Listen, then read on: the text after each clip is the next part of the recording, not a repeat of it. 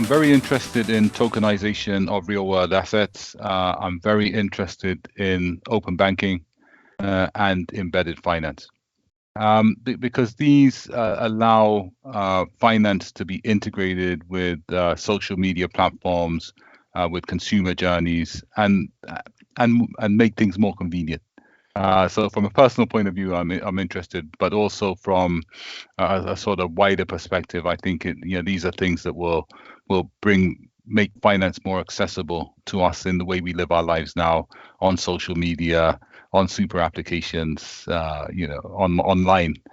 So yeah, really excited about how that moves forward. I think coping with the macroeconomic environment, while still managing to get innovations moving forwards. I think we've had uncertainty in the regulatory environment. We've had challenging macroeconomic conditions, but we're still seeing developments in central bank digital currencies, tokenized deposits, ETFs. Embedded finance products. So there's a lot of innovation coming through, and I think some of these innovations have taken a while to develop. Open banking also being a key one, but we're now starting to see them come into everyday products that we can access, and I think that has been a great achievement. Number one will be for regulation to keep pace with fintech technology innovation. We're seeing innovations in Web3, blockchain, cryptocurrencies.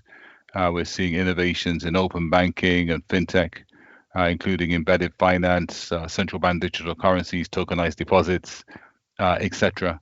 And at the same time, we're also seeing a move, to virtual working, virtual socializing, which crosses borders. And I think when you put all of these things together, you've got a world which is crossing geographic boundaries, and finance wanting to cross geographic boundaries in ways that we don't currently do that.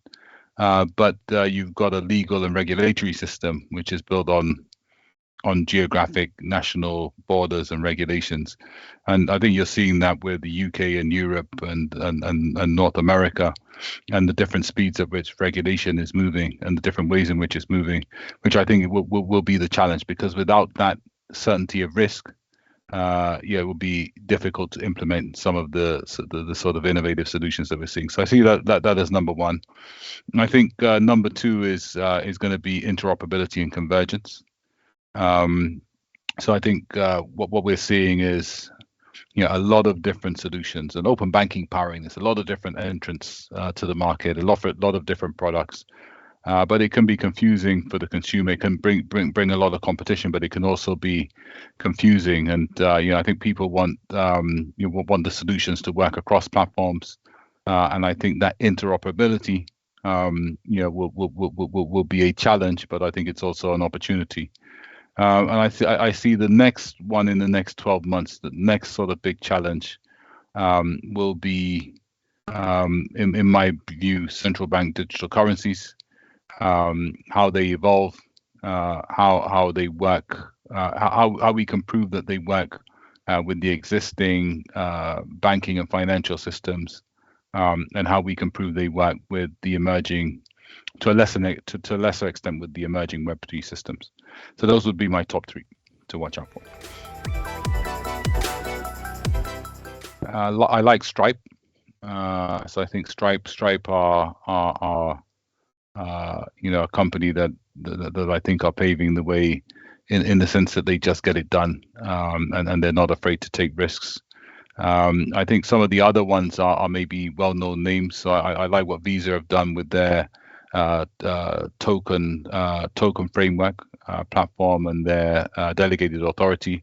There was a really good announcement by Visa and Mercedes for in-car payments, which is very close to some of the work we're doing. But I think that is pretty interesting, because you're actually using existing capabilities with some innovation to allow a device to pay on behalf of its owner, which I think was pretty exciting.